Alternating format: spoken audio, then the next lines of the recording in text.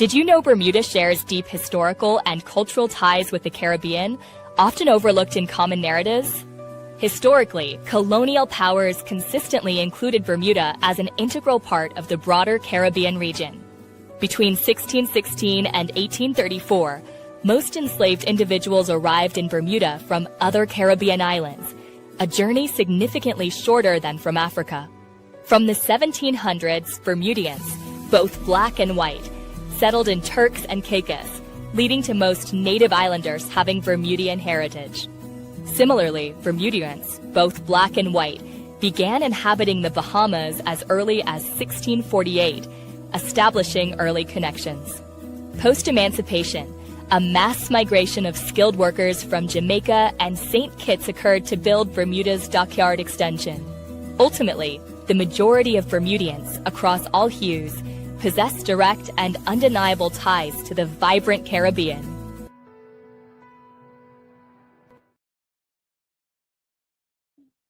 And good morning and welcome to another episode of Territories Talk.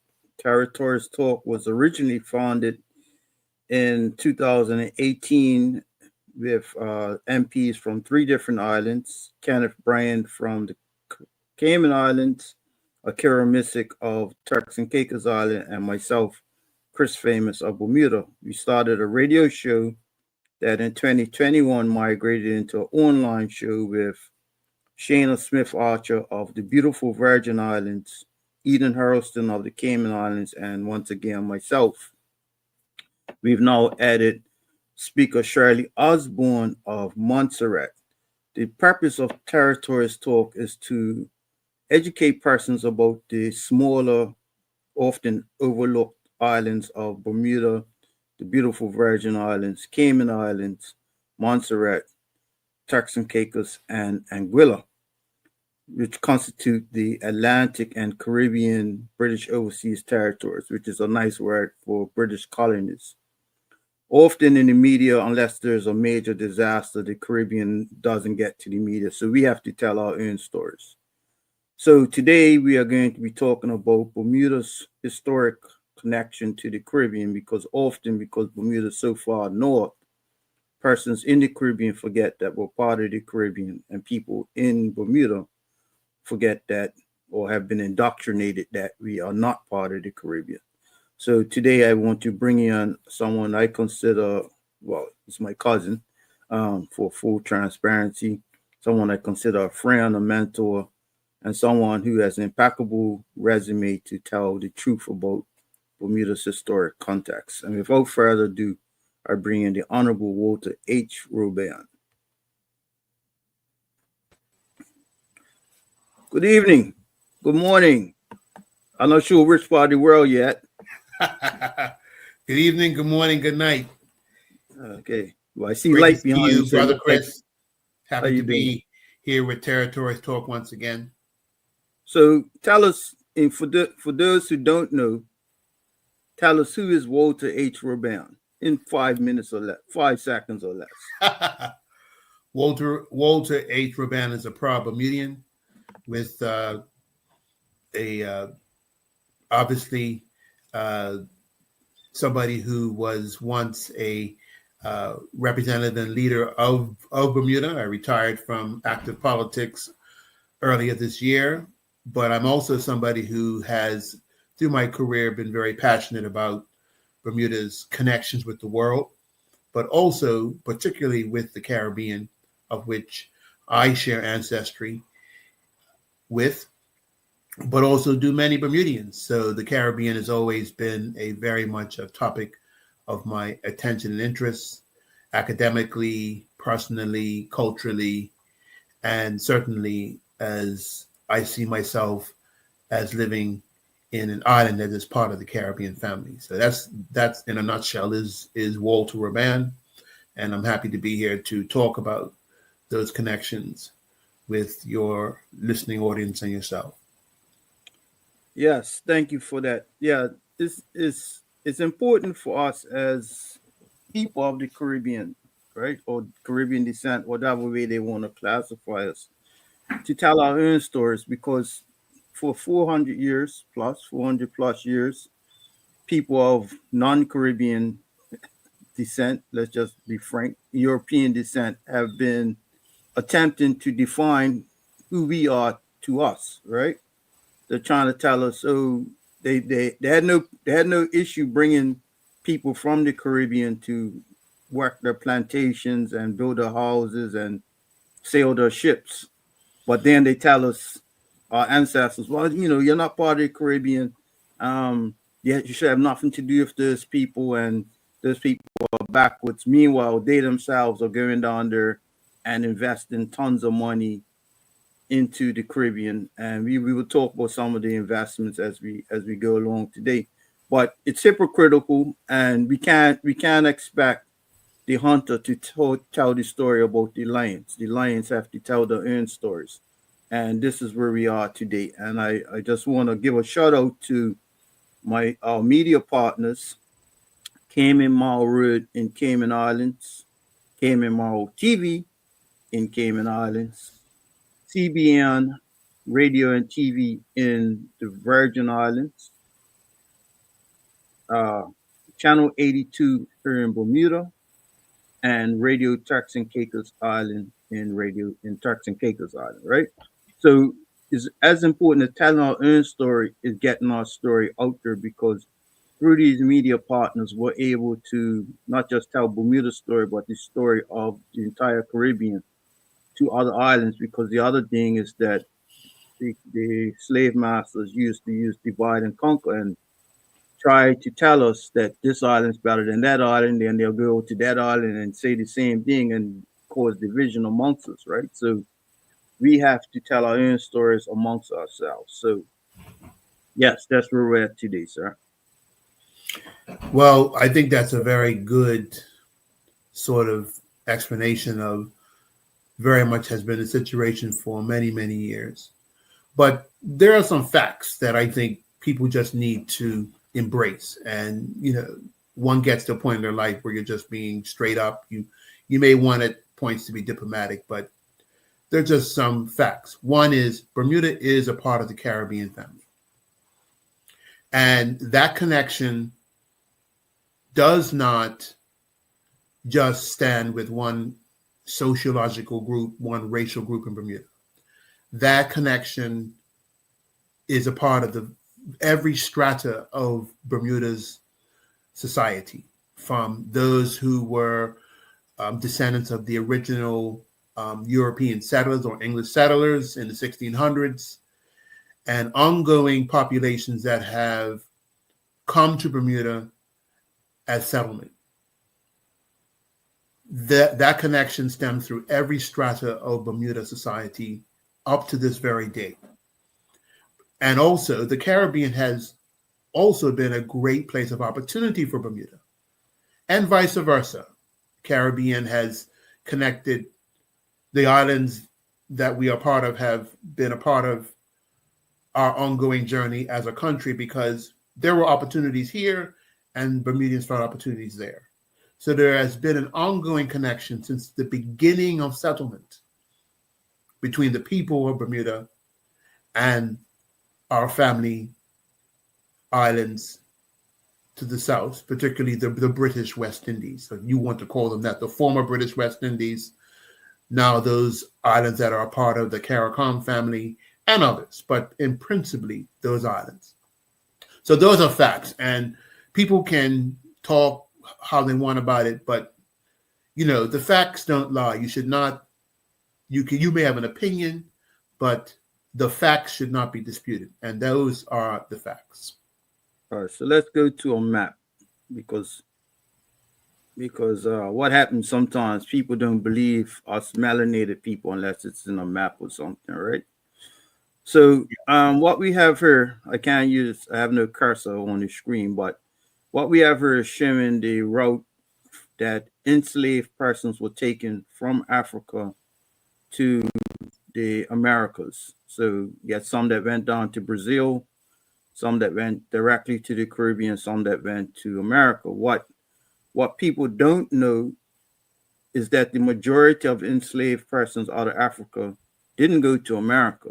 The majority went to the Caribbean and South America. So if you go to places such as Venezuela, Colombia, Brazil, especially Ecuador, even you'll find large populations of black persons. In Brazil, half the population there is black, direct, like black like me, and then you have mixed people, right? But they have black, they would have black genealogy, and also into the Caribbean. So people have this concept that the majority of enslaved persons went to America. No, the America only got maybe 400,000 enslaved persons. The rest of the Americas got over 20 million. So with that being said, using geography, if we can't really see on the map here, but Bermuda is somewhere in the middle here, and the shortest route from Bermuda to the Caribbean is a direct line down south. So when the slave masters needed slaves, they didn't sail all the way back to Africa. They sailed down to the Caribbean, took goods from Bermuda, and then brought back enslaved persons from other Caribbean islands. These are historic facts written by, we'll get into it later, but these are historic facts written by one Cyril Packwood, someone who has no one can question his authority, his past now, but no one could question his authority. He was a head librarian in Bermuda.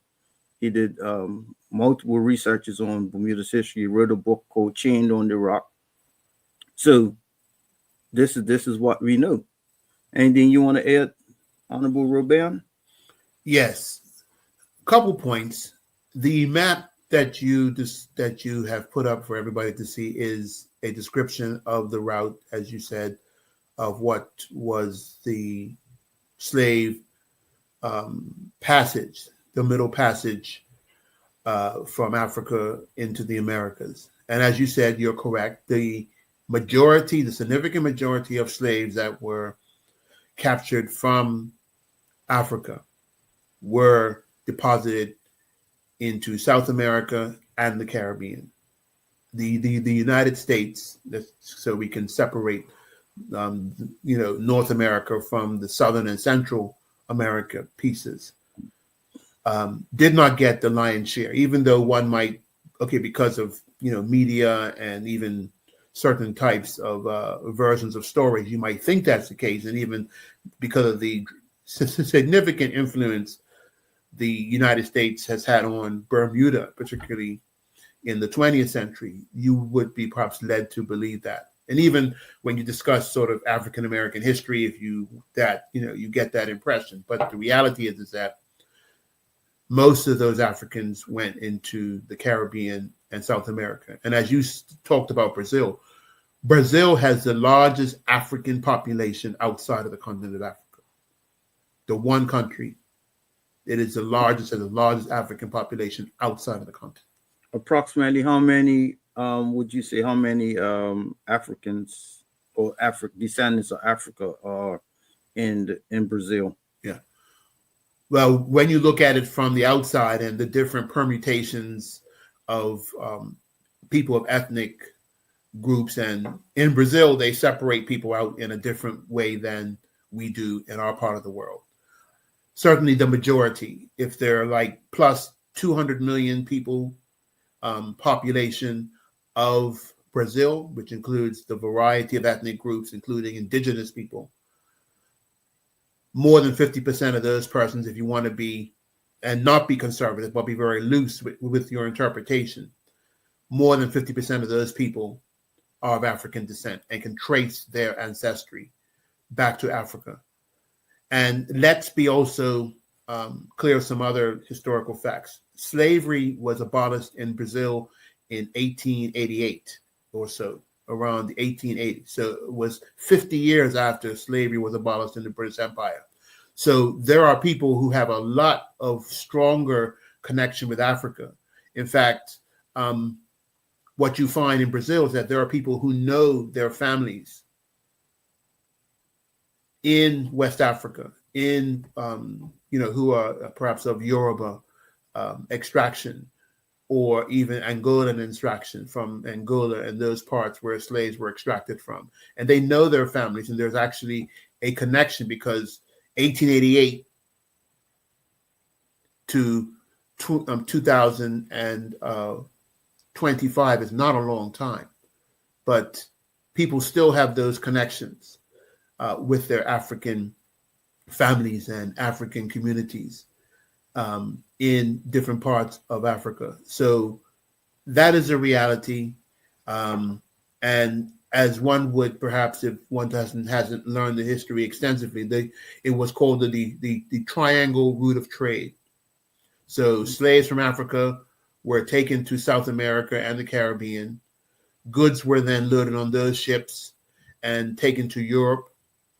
Those goods were then processed in Europe and then sold back as trade to African leaders and African communities, or African slave traders on the continent.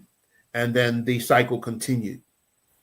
So that up until the early 1800s, or perhaps even later, if one perhaps looks even more deeper. But certainly the slave trade was abolished in 1806, I believe, between 1804 and 1806. So that was the triangle route of trade established. Now, when you look at Bermuda, Bermuda is not quite on that triangle route, because as you described, most of the slaves did not go to North America. And most slaves, the slave trade route would have taken slaves from perhaps West Africa to the markets of Charleston, South Carolina, which is where the major slave trade hub was in North America. That's where most of the slaves came in and were sold and then dispersed out in the southern United States and in the United States during that trade. So Bermuda wasn't on that route. So there weren't huge slave ships stopping in Bermuda and offloading slaves, because we were not on that route. We didn't have that large of a market where they would offload. So slaves weren't being deposited here on that trade. The slaves that would eventually be brought to Bermuda, starting obviously around 1620 or so, came out of the Caribbean. They were shipped out of the Caribbean, and I'm sure you're going to touch more on that process and how that process started. But that's where they came from. The majority of African people of descent here in Bermuda came out of the Caribbean. Some did come from Africa on the few occasions that perhaps slaves from Africa were directly procured and brought to Bermuda, but that was not a common thing in the Bermuda colonial experience. All right, so thank you for that. We'll go to another slide. Today's show and tell.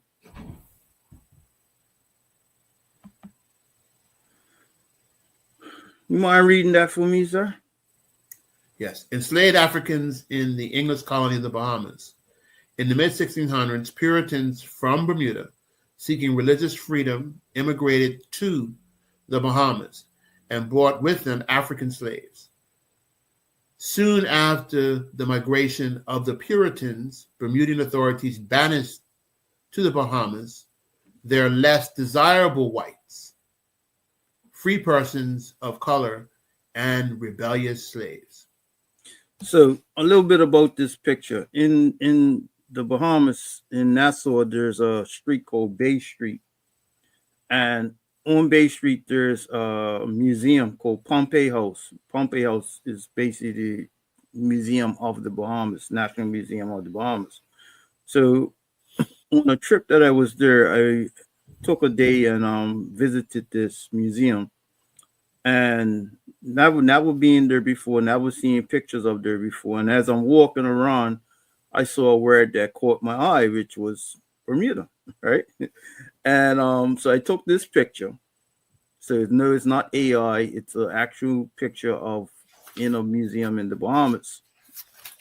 So what is essentially saying is that, as you said by the date, that Bermudians seeking religious freedom or whatever. They wanted religious freedom, but they had slaves, but that's another topic. They were the first settlers of the Bahamas after Columbus.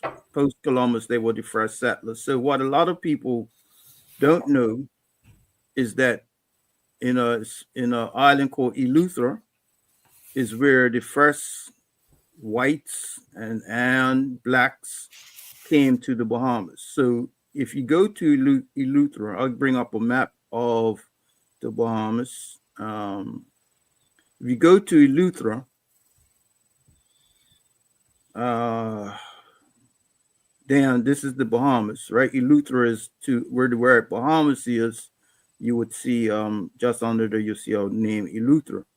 So if you go to Eleuthera, most of the people there speak like Bermudians. Maybe a slightly different accent, but they have a distinct Bermudian accent. That didn't happen by chance. They didn't just randomly pick what type of accent they want. That happened because both blacks and whites in Eleuthera and other islands originally came from Bermuda. Yeah, over to you, Deputy. Yeah, thank you for that little point about the Bahamas. And for those Bermudians who don't know, there is a extremely close connection between Bermuda and the Bahamas. And as you described, the Eleutheran adventurers, as they were called, landed on the island of Eleuthera. And they are the persons who established the first English settlement of the island of the Bahamas. That was around 1647. It was led by a gentleman named William Sale, who had served as governor of Bermuda. And he led the expedition of who were then Bermuda settlers or even born Bermudians and their African slaves to the island, pursuing what they felt was their freedom. At the time, this was a time of great political turmoil in what was England.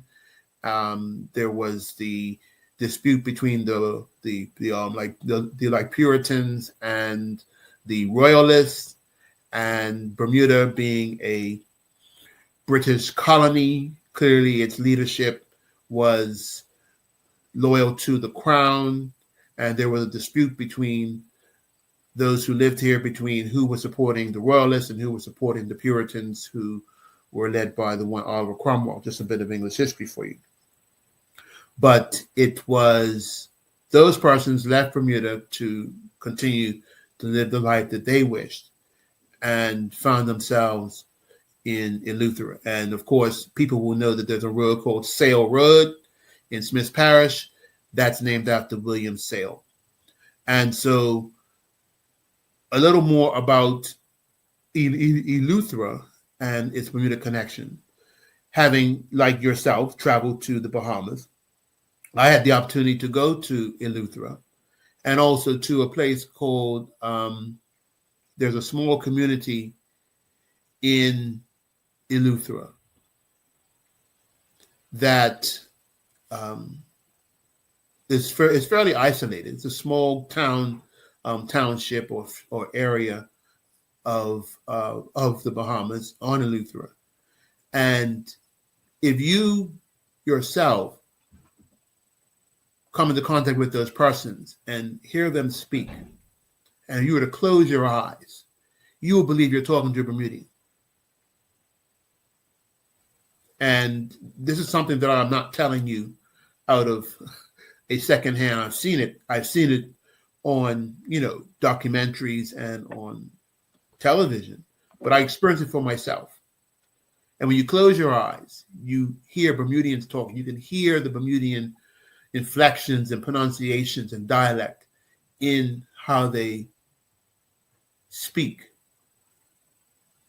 And it's actually amazing. Now, understand, this is a community that hasn't been connected directly with Bermuda now for centuries, but still in how they speak, they sound like us. And it was such an amazing experience to have, to actually know that that is the depth of the connection that people in the Bahamas have with Bermuda. And of course, if you go through any Bahamian phone book, you see the names, those interesting, unique Bermuda names that we all know here very well. And you see them pop up in the Bahamian phone book.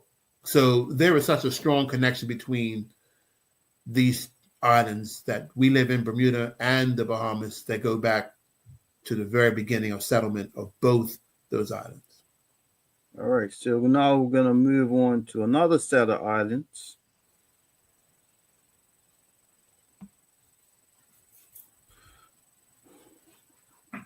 Turks and Caicos Island. Tell us about this. Well, Turks and Caicos is interesting because if you were to look at them, you would probably think that they're a part of the Bahamas, and they as well are very intricately connected to the Bahamas as well. But this is a group of islands that have another very strong connection with our island of Bermuda. Turks and Caicos was actually settled by Bermudians. And it was settled for a particular reason, not so much because of the same rationale that the Lutheran adventurers took, but it was settled for the sake of trade and economics. There was established in Turks a salt trade. As one would know, in the colonial times and pre-colonial times, salt was an extremely valuable commodity. It was currency.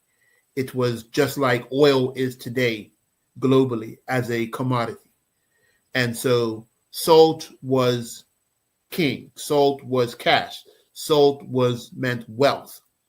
So Bermudians, in their industriousness and their great maritime ability, sailed to Turks and Caicos to establish and rake and procure salt from those islands and use it as trade as a part of the Bermudian trade that it was doing with the Americas and with other parts of the world. And of course, the salt was used to cure and preserve food. And as I told you, it was used for other things as well, particularly, and it was a currency. It was literally cash. So Bermudians got very good at this, and over time established permanent settlements in the Turks and Caicos. So, and Bermudians were sailing from Bermuda, in large gigs and on Bermuda sloops between the Turks and Caicos, particularly in the area of Grand Turk, where you'll find salt ponds still existing, although they are not being commercially operated at this time. That stopped many, many years ago. But there's still the remnants of those salt ponds in Grand Turk. And thus, because of the Bermudian activity and connection, essentially Turks and Caicos became almost an extension of Bermuda, a Bermuda colony, if you want to call it that, for many years. And again, Bermudian merchants, Bermudian residents, Bermudian slaves permanently established themselves in the Turks and Caicos. And with that permanence came the building of structures. Bermuda stone, our limestone, which was not very prolific in the Turks at the time, was shipped as ballast on Bermuda sloops down to Turks and used to build buildings, because ballast was used to keep the boats, low in the water so they could move very quickly. And then when they offloaded their cargo, they would offload the ballast, and the ballast was used to build structures. And you see in the picture there a very prominent structure, which I believe is in Grand Turk, that is built in the Bermuda style, Bermuda colonial style. This structure still stands today. It is a part of the unique architectural heritage of Turks. And again, it's a perfect example of that Bermuda connection. The names of people in the Turks and Caicos are Bermuda names. I can tell you from my own experience, and you would have this experiences too, Chris, that the people of Turks and Caicos acknowledge their connection with Bermuda. And in fact, a number of people that I came into contact with, when you let them know they're from Bermuda, they tell you, oh yeah, I have family there. And they'll tell you. And this is not family that they necessarily have seen recently, but they know that they and their families are connected with the Turks and Caicos. In fact, one example is the wife of the current prime minister of Turks. His name is Washington Mizik, and one would know that name. Some Bermudans may not know, but the name Mizik is a Bermuda name. It originates in Bermuda. So even with his name, he has a connection, and he knows Bermuda very well and has been here and has even worked with people here over many, many years. But his wife, Mrs. Mizik, herself knows her Bermuda connection and knows herself to be connected to Bermuda families, particularly the Simmons family, who would be very prominent, as we know, in the Sands area. And when you look at Mrs. Mizik, she looks like a Bermudian. And I don't know if you had a picture of the premier and his wife in your slide deck, Chris, but you know and I know that she looks like she's from Bermuda. If she came and walked to Bermuda, people would think that she's from here. So that is, again, the strong connection in names, in culture, in food, in mannerisms that the Turks and Caicos has with Bermuda. Yeah, that's the thing. Again, this is a story, right? A few years ago, they have this thing called flying while black, right? Which means you're liable to get pulled aside. A few years ago, maybe about 20, 25 years ago, I was flying through Miami, came from Jamaica, flying through Miami to come back to Bermuda. And flying while black, I got pulled into a room. In the room, there were like 7 other persons. Of the 7 persons, 6 were black. So you could do the maths. Anyway, so one particular person was talking, and I looked over and I'm like, this guy's from Bermuda too, right? And I was seeing him before, but I was like, hey, this guy's from Bermuda. So I was like, yo, what, bro? You're from Bermuda? And he was like, no, I'm not from Bermuda. And I said, I'm looking at him. I said, your parents are from Bermuda? No, my parents are not from Bermuda. I'm like, you used to go to school in Bermuda? So I'm thinking maybe he thought I was a police, so he was trying to be kind of being evasive, right? And I said, well, I don't know. So I'm saying, yeah, you could try to fool somebody else, but you're Bermudian.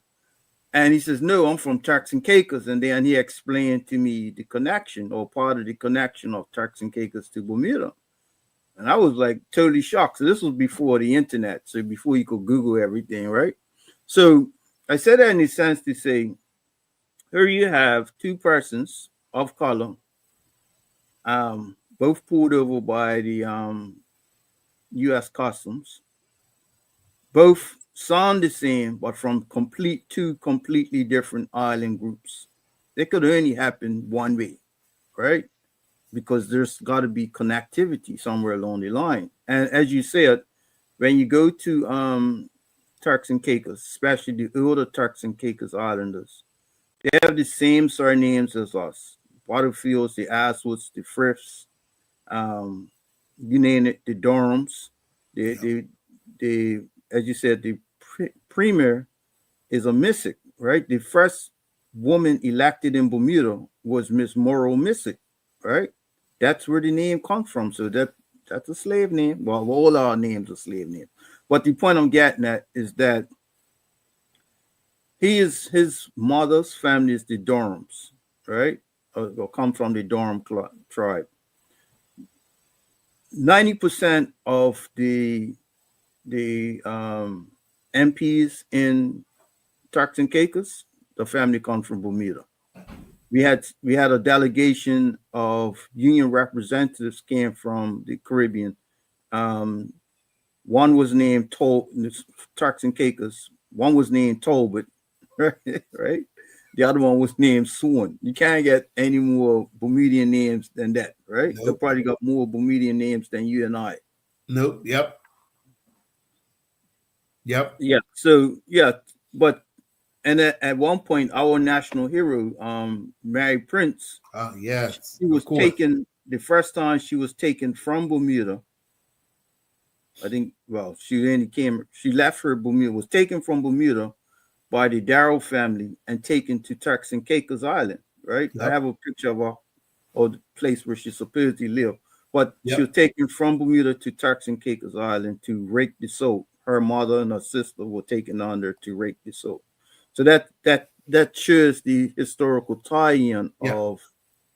of Bermuda to the Turks and Caicos Island. And as you said, they acknowledge they are taught their history more than we're taught our history. Well, we weren't taught that hey, you got a lot of cousins down in Turks and Caicos Island, right? They were taught that they originated from Bermuda. They acknowledged that, right? Yep. Yep. And also, as you're talking, perhaps some people again, and I just want to reiterate this, would think that we're just talking about the people of African descent. No, we're not. This connection between, particularly, we're just focusing on two island groups right now: the Bahamas, the Commonwealth of the Bahamas, and the overseas territory of Turks and Caicos. Would think that we're just talking about people of African descent. We're not. This is about people. This connection spans the strata of Bermuda society to those who would connected with and I'm just using this sort of identifying these, not to put people on a higher or lower position, but those early European settlers who were a part of the original Bermuda settlement. Those families and those persons who would be very prominent in trade, in privateering, and any sort of maritime activity, those Europeans who owned ships, who owned sloops, who were carrying on business as part of the representatives of the then Bermuda Company and by other groups, those Europeans had extensive trade and commercial connections with the Caribbean. Their families sometimes moved parts of their family to the Caribbean to establish business houses that were connected with Bermuda, that were connected with other islands, and would have offices or establishments throughout the islands of the Caribbean to facilitate trade and activity between Bermuda and those Caribbean islands, particularly with Turks and particularly with the Bahamas. And that went on for at least two centuries or so, particularly during the period that prior to the American Revolution. That there was an ongoing activity between Bermuda and the Bahamas and the Turks and others that was firmly established, that was a part of the ongoing activity between our populations. And in some cases, people would just see their family in Bahamas and in Turks as just being a extension of what was a Bermuda family. Mm. Yeah. So you asked earlier, bring up something for you. You asked earlier for something, so I want to just.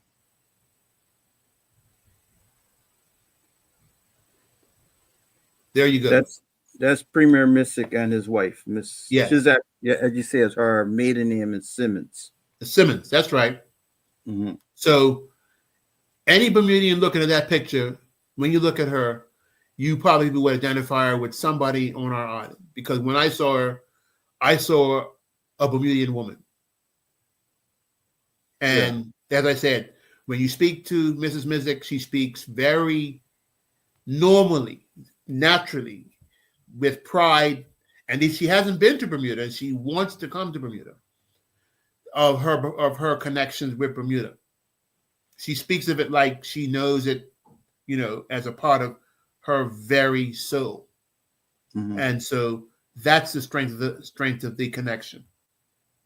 And Premier Mizik, prior to getting into active politics, was involved with business. He's a trained barrister, was doing business with Bermudians, many Bermudian business persons. So he's had a long relationship with Bermuda going back to the 70s and 80s. Right. So that is the extent and depth of that connection with our island. And here's the irony, right? I'm gonna find a clip later on and play it.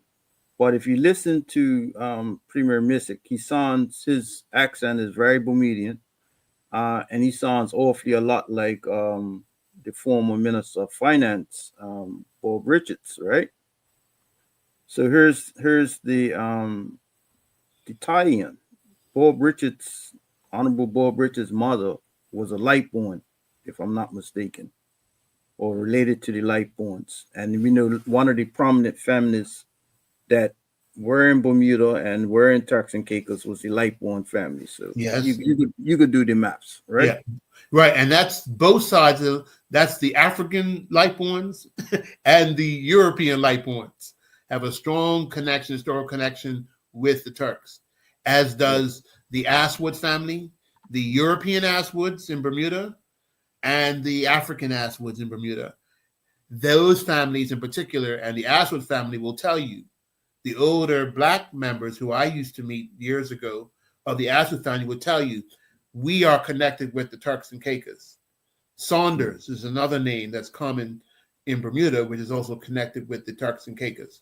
But like particularly the Aswood family, they acknowledge their connections with the Turks and Caicos. Yeah. Matter of fact, the opposition leader in Turks and Caicos Island is Edwin Aswood. Well, there you go. Let's go to something else. You mind reading this? I don't know, the first paragraph or so. Well, is anyone first two sentences? Sure. Bermuda limestone as ballast. Bermuda limestone was used as ballast in ships, particularly in the hulls of the Deliverance and the Patience, the two ships reconstructed on Bermuda by the survivors of the Sea Venture shipwreck. The use of limestone as ballast is significant as it helps to lower the center of gravity and provide stability to the boats and ships. All right. So that's not Chris Famous' words. Could you read this one for me? Yes. With limestone on board, Spirit will visit history. When the Spirit of Bermuda sloop set sail for the Dominican Republic this weekend, it will also make a pilgrimage stopover in the Turks and Caicos Islands, said Malcolm Kirkland of the Bermuda Sloop Foundation. The vessel is to carry Bermuda limestone quarry block on board as ballast, stopping at Grand Turk Island and Salt Key to connect its crew with Bermuda's former salt-producing maritime staging post. Plans include a limited overs cricket match against the island's secondary school. Mr. Kirkland said, Spirit will ceremonially carry Bermuda limestone quarry block for delivery to both islands. Limestone was traditionally used as ballast on the way down and then used for construction in the Turks Islands and other ports where needed in the Anglo-Atlantic world. Spirit crew will also rake salt and visit the house of 18th century Bermudian and former slave and abolitionist Mary Prince's house. The Spirit heads out this Sunday on a service mission to the Dominican Republic, returning home June 25th. There will be nearly 40 crew and chaperones aboard, Mr. Kirkland said. The Skiller voyage, will make real teams out of diverse Bermudians on a real and challenging mission to parts of the world well known to ancestral Bermudians. All right. So, for those who don't know, that is Bermuda's Royal Gazette, which is considered the gold standard of journalism in Bermuda. So, here the point I'm getting at is that don't take Chris's words, don't take Walter's words, because we're politicians, we could be lying. The Royal Gazette, through the Bermuda Sloop Foundation, clearly stated that they use Bermuda limestone to take down to Turks and Caicos, and that was used to build the houses in Turks and Caicos Island. Also, it spoke about Mary Prince's the house where Mary Prince lived, right? So again, it's not our opinion. This is the facts that how intricately we are related to Turks and Caicos Island. I also want to show another picture. This is of a wall. I know it sounds silly, but where do you think this wall is? Where would anyone just looking at it, where would they think this wall is? I think it's somewhere in Bermuda, some roadside wall. All right. So this wall is actually located in Oranjestad, which is the capital of St. Eustatius, which is a small Dutch island next in between St. Kitts and St. Martin, next to Sable. That's whole another episode. But the point I'm getting at is that one day I was driving along St. Eustatius, and I'm like looking at this wall, and I'm like, why does this wall look familiar? And I just stopped, took a picture, and I saw a historian there, and he was like, we got a wall made out of Bermuda stone, right? I'm like, oh, well, you can imagine what they said. But so this wall, this stone is hundreds of years, old stone is hundreds of years old, millions actually. But this wall is made out of stone taken from Bermuda hundreds of years ago. You can see there's different shapes. There's some that flat, like very flat, some that are very block-like, and some are interspersed. But the point is to say that stone only reached to St. Eustatius via ship, didn't go via FedEx, didn't go via air cargo, hundreds of years ago. And the ships went down there to take stone and other things and bring back, what they brought back in human cargo, right? There are a number of Bermudians who have family from St. Kitts and St. Eustatius. That's a whole nother episode. But for the point of St. Eustatius, the Wilson family, the Heiliger family, the Thompson family, some of the Thompsons, some of the Hassels. So those are all Bermudian names, but they originated in these Dutch islands of St. Eustatius and Sable. The Johnson family, the Graff family, everybody go get beef pie, birdies, they came from St. Eustatius. So that's, again, just showing another historical connection between Bermuda and St. Eustatius and the Caribbean on the whole, right? Yes. And for those, I know you don't have the map up right now, Chris, but St. Eustatius is very far. We've been speaking just about Bahamas and Turks, but St. Eustatius is in the other side of the Caribbean. Those islands exist in the western side of the Caribbean, those two we've been talking about.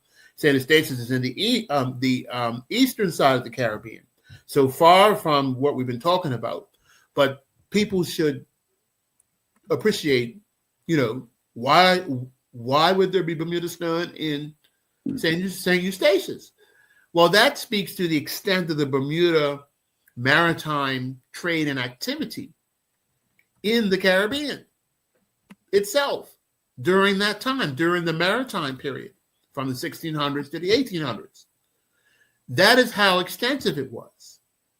And let's also be sort of clear about another fact about it, that yes, so there were extensive commercial relationships between Bermudian mariners and trade centers throughout the Caribbean region, one. Two, the majority of the crews on those ships weren't, Europeans. They were actually Africans, Bermudians. The majority of the male Bermudian population during the maritime period were on the ships. They weren't even here a lot of the time because they were on the water, trading, actively participating in the maritime activity throughout the Atlantic region. And you can talk about the Caribbean, but that extended all the way down to the Caribbean, right up to Nova Scotia and to the Canadian Maritimes, right down the North American coast, all the way down. And so the majority of Bermudian men, that's what they were doing. They were working on those ships. While here, most of the domestic activity was being carried out by our African Bermudian women. They brought up the children, they grew the food, they maintained the household. And maybe speaks to some of the culture that we all in Bermuda exist in today, where women are the preeminent, in many cases, the preeminent members of the household in Bermudian families. That's because that's historic, in that they were the ones cultivating agriculture.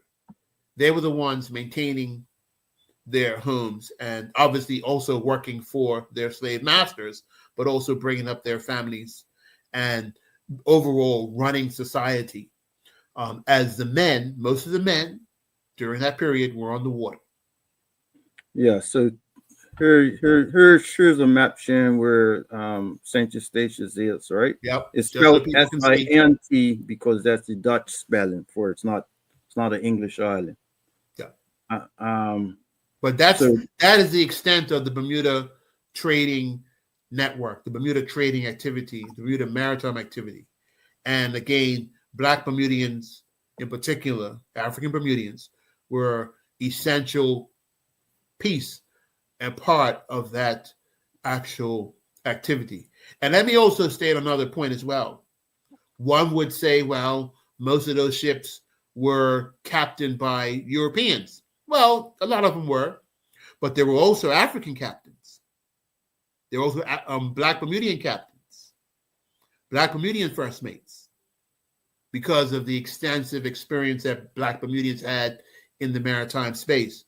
They operated those ships on behalf of their owners. So it wasn't just Europeans operating those ships. All right. Well, that's the story of most things, is that the Europeans are the owners and the people of color are the workers, right? Yeah. So one other thing as we start to close up in the last 10 minutes or so, 5 minutes. Tell us about this. Well, that is the famous Bermuda Gosling's rum that has been a fixture of Bermuda life for centuries.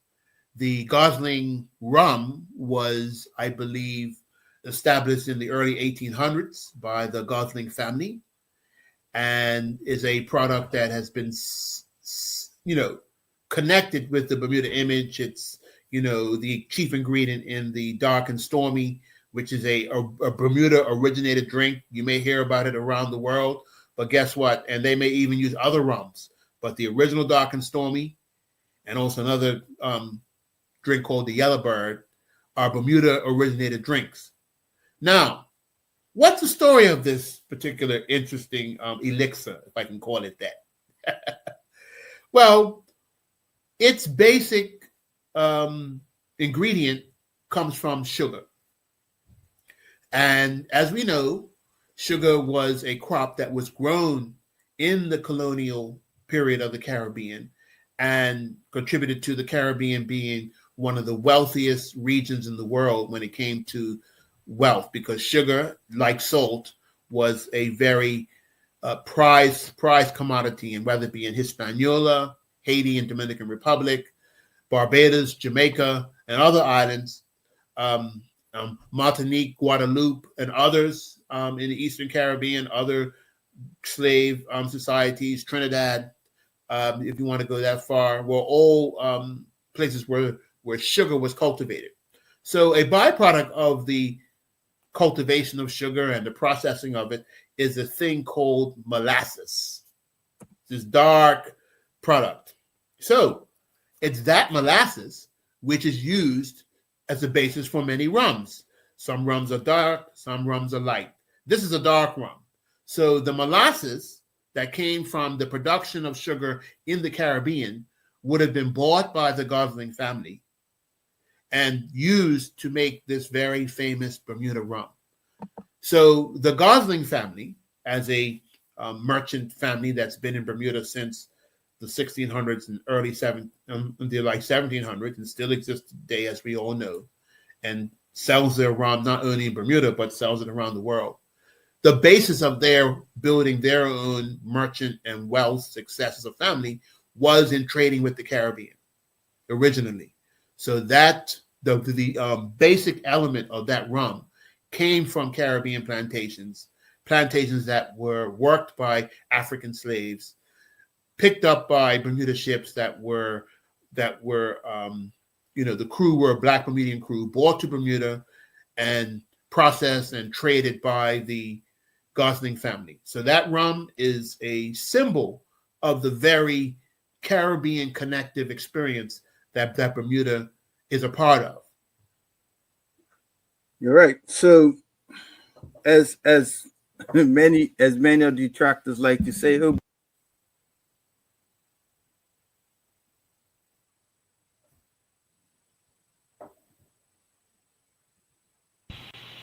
yeah, sorry.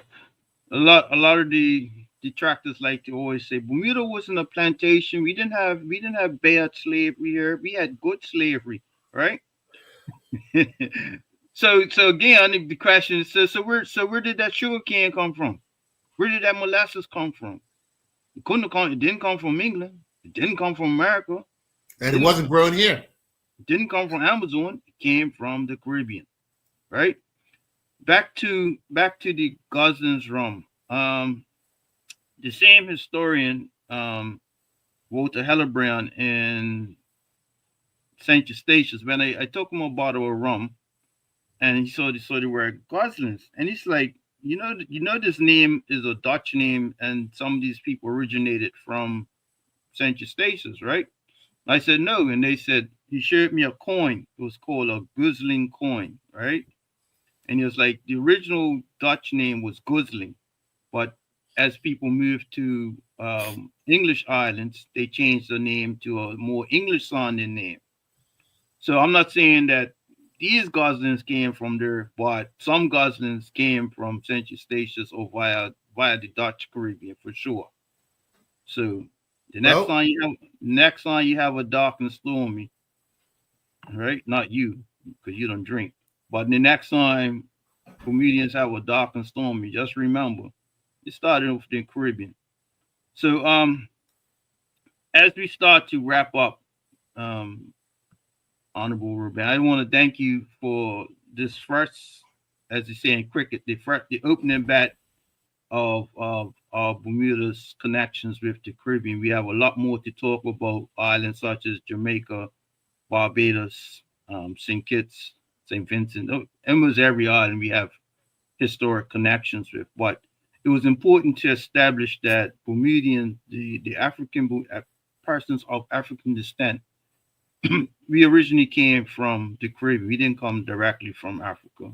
And almost as importantly, it was the Black and white Bermudians that originally populated the islands of Bahamas and Turks and Caicos Island. This is undeniable. Like, so people could say whatever they want, but the facts are the facts, right? So we'll have you back as your busy schedule allows. And before we go, I just want to play something so we can just educate ourselves, because one of the problems with people, they're not educated.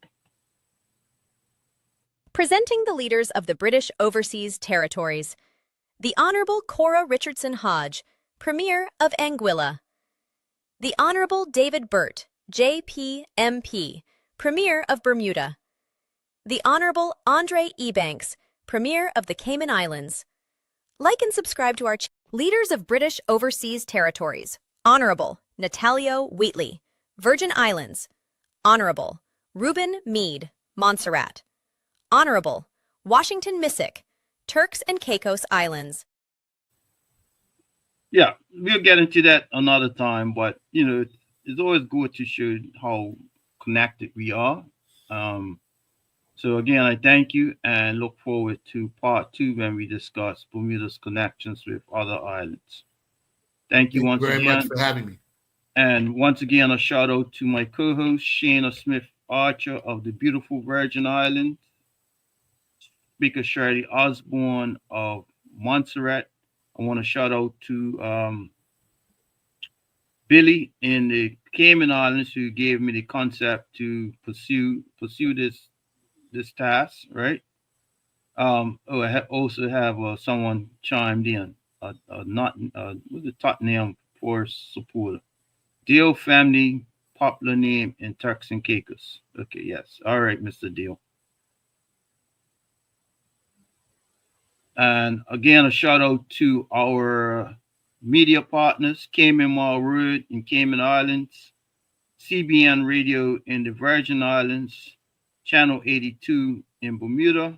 Thank you, Lamont. And also Radio Turks and Caicos Island in Turks and Caicos Island. And with that, folks, I'll see you later on. We have another guest at 1 p.m. Thank you, Honorable. Thank you. Thank you for the opportunity. Any final words? No, happy to be here to talk about the Bermuda experience and how we are all connected in this world, African, European, non-European peoples. In many ways, we are one human race, and I look forward to discussing the Bermuda experience and the Bermuda connections we have with this wonderful Atlantic region and Caribbean region. Thank you.